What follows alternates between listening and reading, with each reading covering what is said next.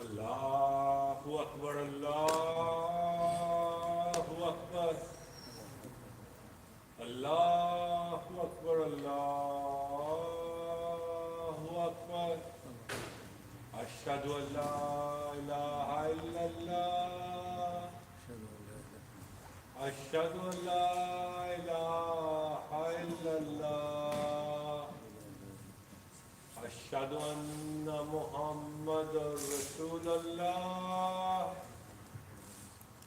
Ashhadu anna Muhammadar Rasulullah. Hayya ala salah. Hayya ala salah. Hayya ala falah. Hayya ala falah. Allahu Akbar, Allahu Akbar. La ilaha.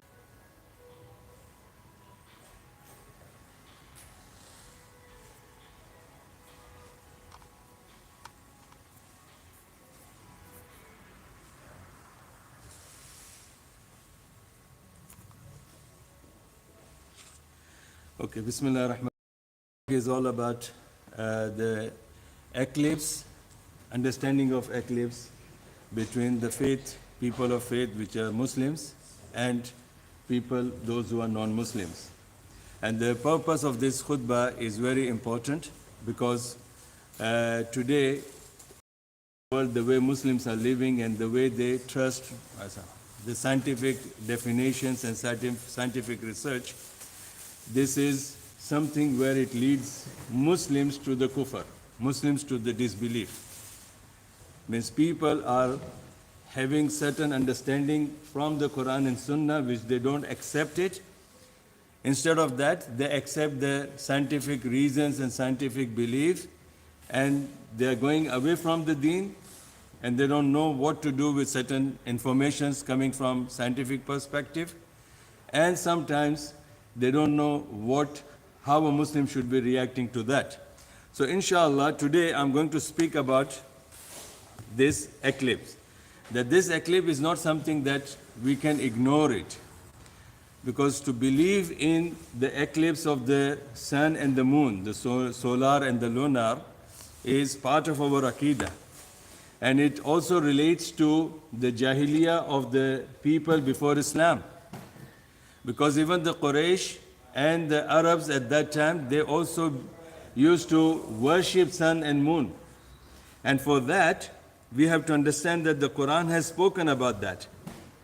Quran has said, in Surah Zumar chapter 39 and the verse 5, it says, خَلَقَ السَّمَاوَاتِ وَالْأَرْضَ بِالْحَقِّ يُكَوِّرُ اللَّيْلَ عَلَى النَّهَارِ وَيُكَوِّرُ النَّهَارَ عَلَى اللَّيْلِ وَسَخَّرَ الشَّمْسَ وَالْقَمَرَ كُلٌّ يَجْرِي لِأَجَلٍ مُّسَمًّى أَلَا هُوَ الْعَزِيزُ الْغَفَّارُ. So this ayah is so clear that Allah subhanahu wa ta'ala speaks about the creation of the sun and the moon and their movements in the universe. But this ayah was actually revealed for two purposes. Number one, Allah wanted to clarify that those people who are worshipping sun and moon, and even in India people, they're called Suryavanshi. These are called Suryavanshi, and these are those people who worship fire and also worship the sun. So Allah subhanahu wa ta'ala is referring to that they are the creations of Allah and you should not worship them. And why you should not worship them? Because they are the creation. Allah has created the heavens and the earth, and Allah is the one who brings night over the days and days over the night. And all of them are moving around the universe, in the universe, with their pattern, one system. And this is, Allah subhanahu wa ta'ala has made that system so that you can understand your own living and your timing. There are different ways explained in the different parts of the Quran. Allahu al-Aziz, that you should know that He is mighty and powerful, and Ghaffar, and Allah will forgive you if you repent from your shirk. So this is in Surah Zumar, verse 39, chapter 39, verse 5. So here Allah speaks about that solar eclipse and lunar eclipse are nothing but it is the permission that Allah has given to them, and that is the part of the system of the universe that Allah has made. Now when you read the signs, they will say, you know, that the sun comes between the moon and the moon comes between the sun, and we are the people of the earth. When we see sun as it is, then we know it is sun. But when the sun comes into the rotation, sun comes between the moon, then it is eclipse. When it is the moon comes between the sun, then it is an eclipse. So this is what they justify. But this was not something that was known. Today, as we go back to the history of the Hinduism, then the Suryavanshi are those people who talk about this, that they still worship fire and they will still worship sun. And we have the story of Ibrahim alayhi salam, where he referred the people to the stars, sun, moon, and then he explained to them that these are creations of Allah and you should not be worshipping them, you should be worshipping Allah subhanahu wa ta'ala. So this is something, why I have brought this subject, because we as Muslims, we also sometimes don't realize that subhanallah, there is something important part that we are losing. We are not, we don't know, but instead we are losing that. And in this 2022, there were more than 4 or 5 solar eclipse and lunar eclipse has taken place. And this scientific research say that it will again, some more will be in November, some more will be in 2023 as well. But what they say is for us is something we have to be alert, we have to be active, we have to believe in that, and if that happens, what we have to do, that's what I want to explain to you today. And that is what we have to understand, that this is the difference between the faith of Muslims believing in solar eclipse and lunar eclipse, and the people of science or people who are non-Muslims, how they react and believe to that. Generally, you all know what people they do. They are buying their binoculars or, their telescope things, so many other things by which they can see what's happening and how the solar eclipse and lunar eclipse look like. And the doctors will say, no, alhamdulillah, you should not look into it, it will damage your eyes. And also the business people who are expert in making glasses and sunglasses and those scientific glasses, they will promote thousands and thousands of glasses and sunglasses and medical glasses that will you can still enjoy and it won't harm your. So this is how the people are reacting. But my brothers and sisters, you have to remember that we should not be reacting that way. And that's the reason I wanted to bring all these verses to explain to you that Allah subhanahu wa ta'ala has something great to explain to us about this.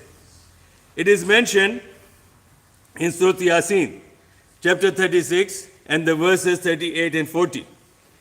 It says, وَالشَّمْسُ تَجْرِي لِمُسْتَقِرٍّ لَهَا ذَلِكَ تَقْدِيرُ الْعَزِيزِ الْعَلِيمِ وَالْقَمَرَ قَدَّرْنَاهَا مَنَازِلَ حَتَّى عَادَ كَالْعُرْجُونِ الْقَدِيمِ لَا الشَّمْسُ يَنبَغِي لَهَا أَن تُدْرِكَ الْقَمَرَ وَلَا اللَّيْلُ سَابِقُ النَّهَارِ وَكُلٌّ فِي فَلَكٍ يَسْبَحُونَ. And the sun rises his course for a period determined for him. That is the decree of Allah subhanahu wa ta'ala, the mighty, the powerful, and all-knowing. And the moon we have measured, Allah is saying, we have measured for it mansions to traverse till it returns like the old, withered lower part of the date stalk. This is very something Allah subhanahu wa ta'ala is saying, the way sun comes up and sun goes back to its origin. The way moon comes up and the moon goes to its origin. This system is actually measured and set up by Allah subhanahu wa ta'ala. It's under the control of Allah subhanahu wa ta'ala. Nobody can change it. Then Allah says, how they are controlled? It is not permitted to the sun to catch up the moon. Means they will not trace each other, they will not go after each other to catch each other. They can't. So Allah is saying this is the power Allah is showing. It sounds maybe funny, but this is what Allah is saying. We know what the power of the sun is. We know the science has spoken about the sun.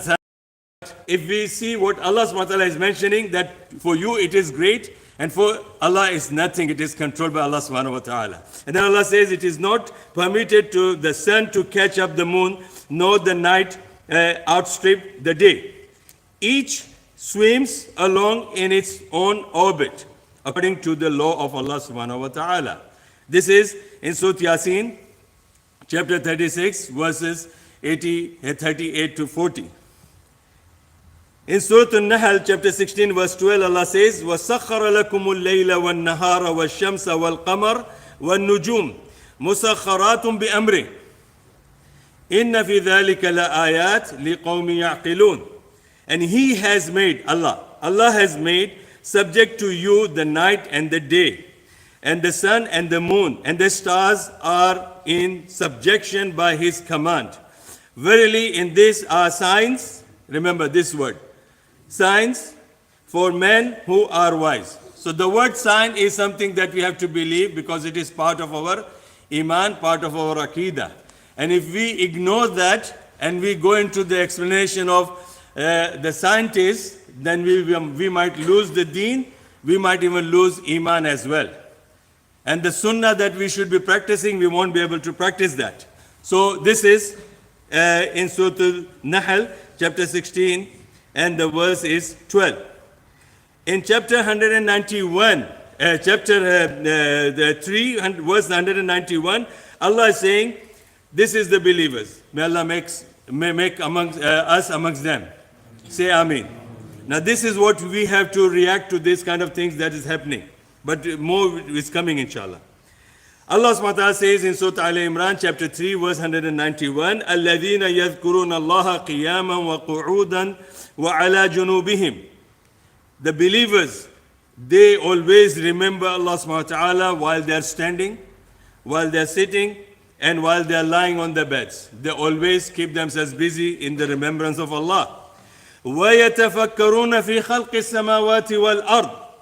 And they, when they look into the universe, they reflect the power and strength of Allah subhanahu wa ta'ala. They are wondering about all this kind of knowledge. So here, this ayah encourages Muslims to seek knowledge about the heavenly bodies as well. So it's not kufr unless you believe in otherwise. Then it says, the believers are those, رَبَّنَا مَا خَلَقْتَ هَذَا بَاطِلًا. Whenever the believers look into the universe, they always admit that Allah, these things are created for the purpose, for the reason. They are not created useless, and they do not have any message or do not have any purpose. Rather, they are created with the purpose, they are not created without purpose. Subhanak, you are pure, you are glorified to you. Faqina adhab an-nar. If we make any mistakes, please forgive us and protect us from the hellfire.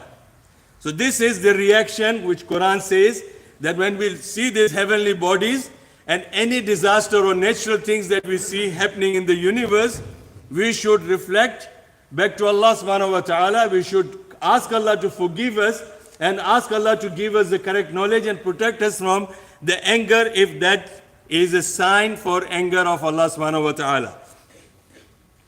Then we go back to few more verses where Allah subhanahu wa ta'ala has mentioned again in the Quran. I'll take you to that verse where it refers to their aqidah.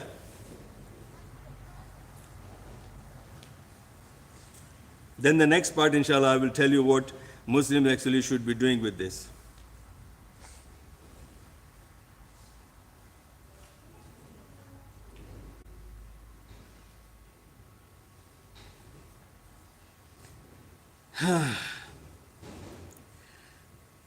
This is Surah Al-Fussilat, chapter 41, Rob, chapter 41 and verse 37. This refers to the Aqidah of the Kuffar.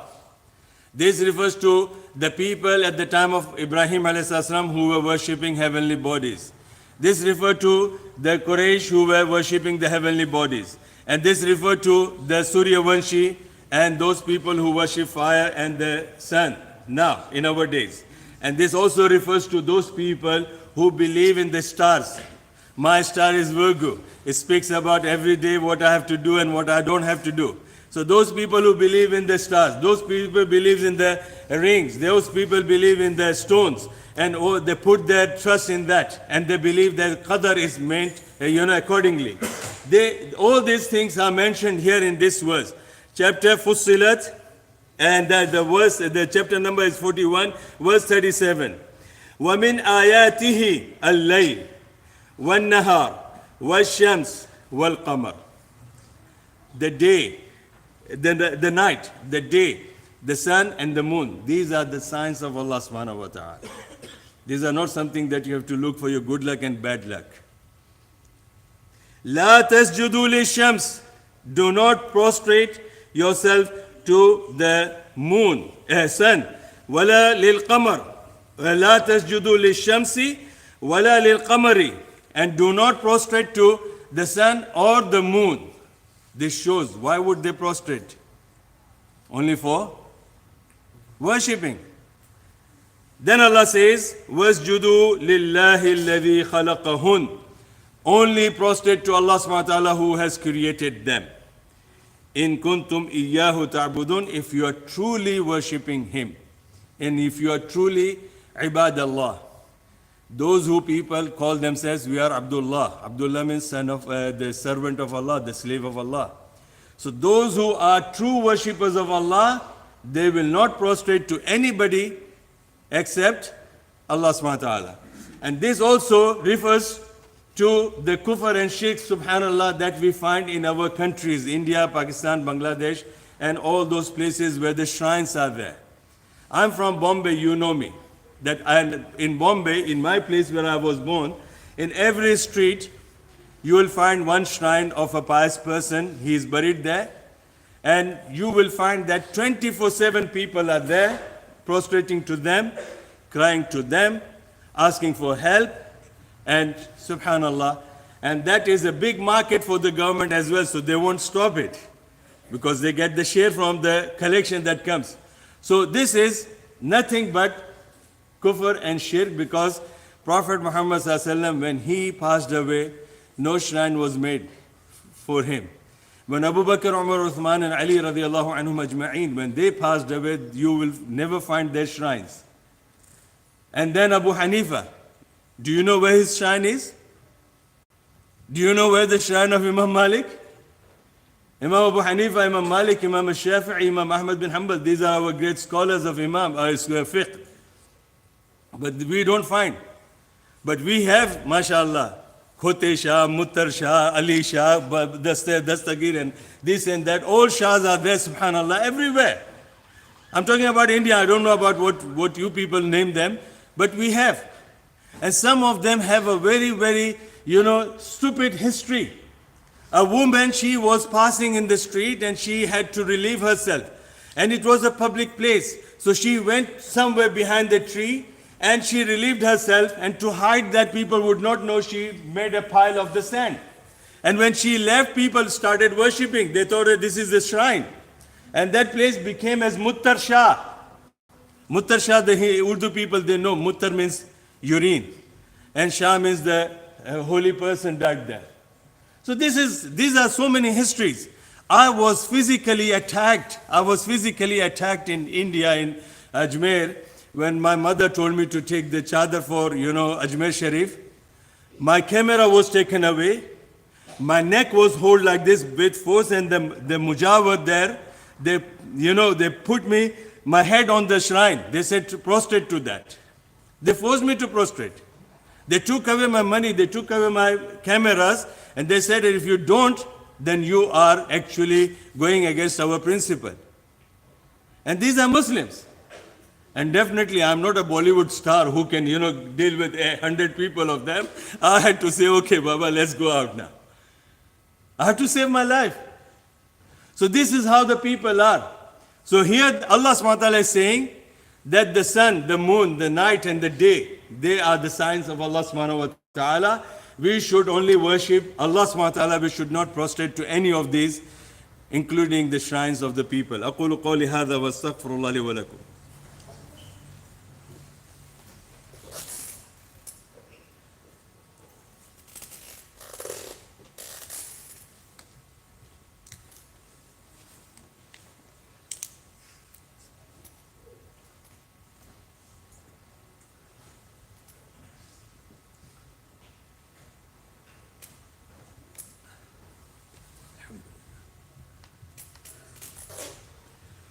إن الحمد لله نحمده ونصلي على رسوله الكريم أما بعد. Now to make the story short, during the time of Rasulullah sallallahu alaihi wasallam, Arabs, they had this concept of worshipping sun and the moon, and also they have the concept of seeing the changes in the heavens when they see dark sky. When they see, a rainful sky, they might think that there will be adab coming from Allah. So when one of the occasions, there are plenty of hadith, I just want to make the story short.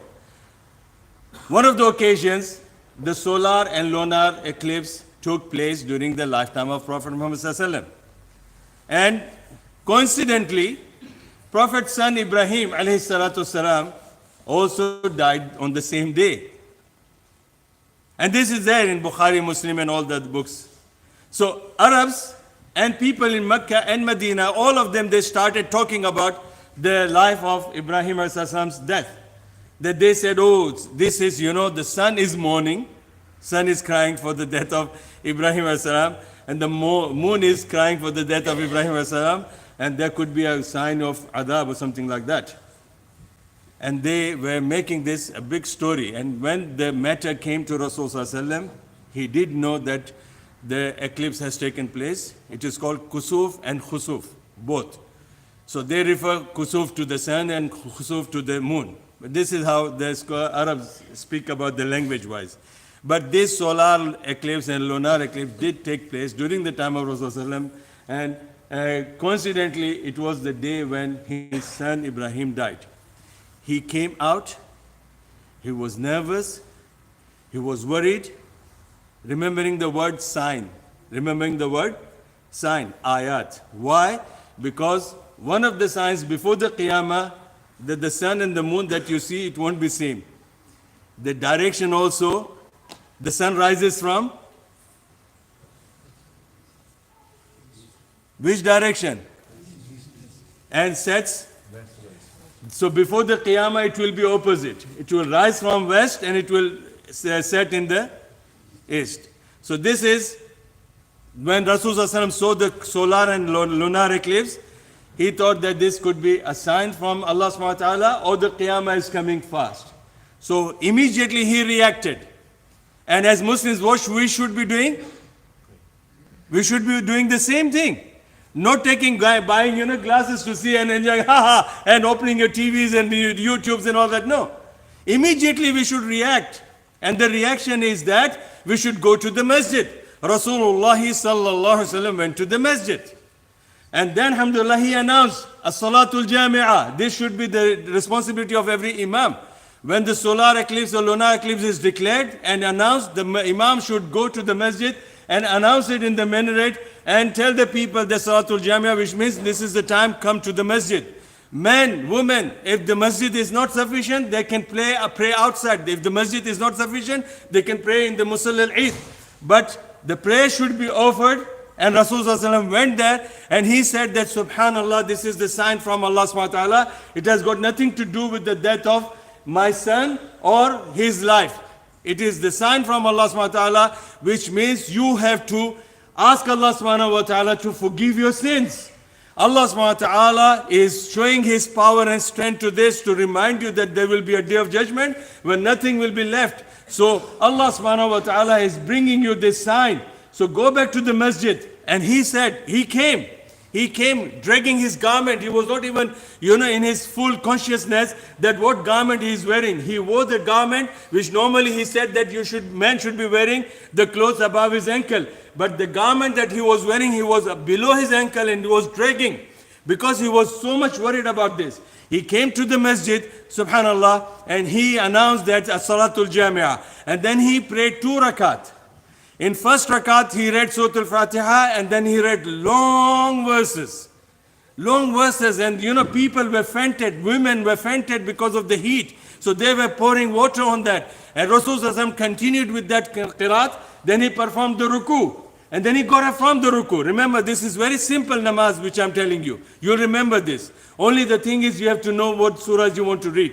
So he read Surah Al-Fatiha, then he read long surahs, then he went to the ruku. Then he got up from the ruku. And again he read the long surahs, and then he performed ruku again.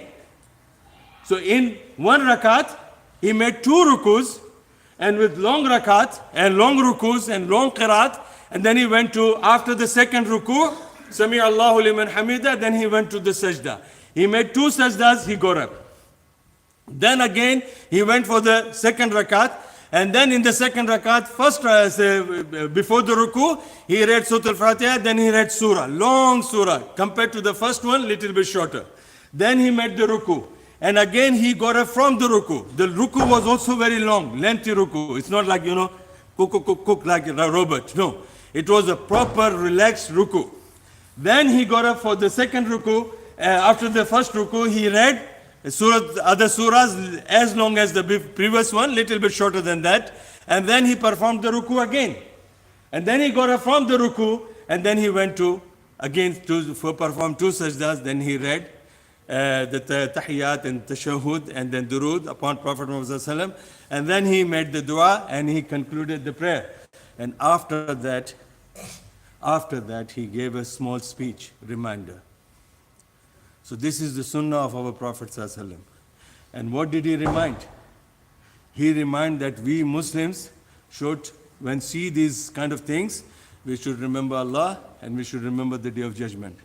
And then he also said that you should ask Allah to forgive your sins. And you, if you are in sin, stop and do sadaqah.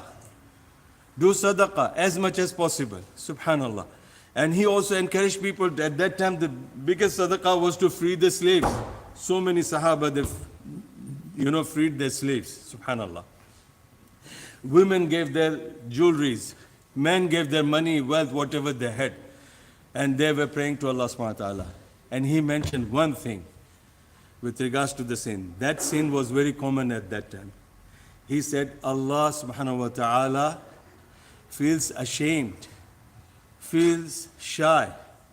And it is a shameful act that men and women are having illegal sexual relationship. And that's Allah's honor and dignity that He doesn't want that to happen. And this was the reminder that Prophet ﷺ said at that particular time. So my brothers and sisters, I just wanted to tell you that this solar eclipse and lunar eclipse is not something only related to science. Yes, you should not refute the science, but you should not believe, because if the way they are explaining to us and we believe in that, we might become kafir, we might lose our deen, we might lose our, and sometimes we may go into stars and moon and this and that, worshipping rings, worshipping, the days and stars, Virgu and this and that, subhanallah, and we may fall into kufr and shirk. The sunnah is, whenever you see solar eclipse and lunar eclipse, ask your imams to lead the prayer for you. And this is the method. If you can't find imam to lead that, I have taught you, it's very simple. 1 rakat, 2 rukuts, 2 qiraat, 2 sajdas. Second rakat, 2 ruku and 2 sajdas. And done. And then you can remind. If not, you can't find people joining you, start with your wife, start with your children. This is the sunnah. And it does not require, any specific place. It does not require any specific time. But it reminds you the sunnah of Rasulullah, and Rasulullah would continue pray and lengthen his prayer till the kusuf is gone, till the eclipse is cleared. And this is the sunnah. Now, last week, do you remember when was the kusuf last time? When is it? Yeah, 26th. 26th of October, it was a kusuf in some places. It wasn't in Luton, wasn't seen, but it was there. And this is something I wanted to speak on TV. I did some part of it, but this was my main khutbah today that I want to tell you, please, please, please, take serious when anything happens in the nature and the science is announcing you, you should reflect it to Allah's creation and should reflect that this could be one of the signs before the Qiyamah. And we should be ready for that. إن الله وملائكته يصلون على النبي يا أيها الذين آمنوا صلوا عليه وسلموا تسليما اللهم صل على محمد وعلى آل محمد كما صليت على إبراهيم وعلى آل إبراهيم إنك حميد مجيد اللهم بارك على محمد وعلى آل محمد كما باركت على إبراهيم وعلى آل إبراهيم إنك حميد مجيد وأقم الصلاة. Jamur beta, give the iqamah.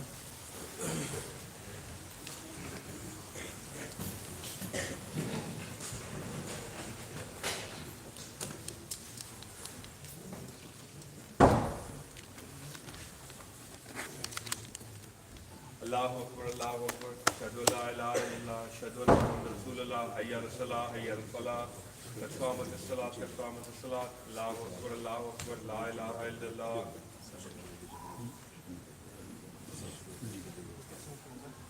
Okay, alhamdulillah.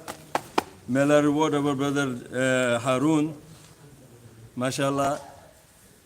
I don't want to praise him in front of him, but the truth should be said.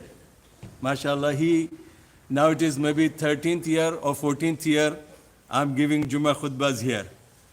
And he has taken the blame from all his families that you have become Wahhabi and you are giving a Wahhabi the chance to do the khutbahs. And they tried their level best. And mashallah, every time anything has happened, he always come to me, advise me and tell me. So now, to make the story short, alhamdulillah, please pray for him. And inshallah, may Allah accept his sincerity and his effort as well. And yours too. Mashallah, because the khutbah is always running because you people are coming. If you don't come, then I won't be giving any khutbah here. So jazakallah to all of you, inshallah. And the second thing is that we will be starting next Jummah at 12:30 because the hour is being back. It is here, the time is changing. So next Jummah will be at 12:30. Means my khutbah will start at 12:30 and by 1 inshallah I'll try my level best to keep myself into the time and we'll finish by 1 o'clock. So next Jummah it will be 12:30 because sometimes people they would come at 1 o'clock and it's already Assalamu alaikum wa rahmatullah, Assalamu alaikum wa rahmatullah. And second thing, mashallah, all of you want your zakat to be accepted by Allah, yes? If you have, mashallah. And you don't want the zakat will be rolled on your neck on the day of judgment with 2 head snakes. Do you want that? No. You don't want that your head will be tied with the 2 snakes. Yeah, snakes with 2 heads. That's there in the Quran, also in the hadith, that on the day of judgment, the holders of the zakat will come in front of Allah and the necks will be tied with the snakes with 2 heads. And the snake will say, I am your zakat. So to avoid that, alhamdulillah, 26th of November, you have still 1 month. 26th of November, I am delivering this complete course, 1-day course about zakat, everything about zakat, and that will be in the Kokni Masjid. Do you know that masjid? It's there next to our Islamic center. That Kokni Masjid, inshallah, it will be on 26th. So you can take this paper or you can take the picture of that and inshallah distribute as many as